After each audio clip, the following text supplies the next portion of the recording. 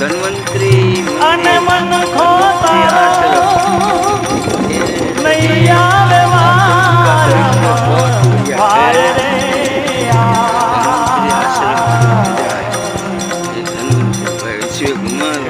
मनुष्य देवा तारा रे वालीला तारा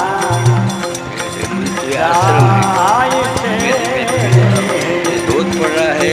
ये रजमी नदी है। रजमी नदी में मगर मुख्य रहते हैं और ये दर्शन करने का बड़ा पुण्य भाग होता है। ये मंदिर बहुत बढ़िया है। इसमें आप घूमो फिरो और मजा आएगा। ये मंदिर है